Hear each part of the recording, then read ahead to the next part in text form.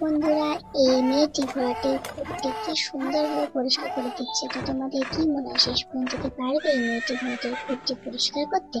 শেষ পর্যন্ত দেখতে থাকো, আর যদি পারে তাহলে একটা লাইক, কমেন্ট আর শেয়ার করে দিয়ে যেও।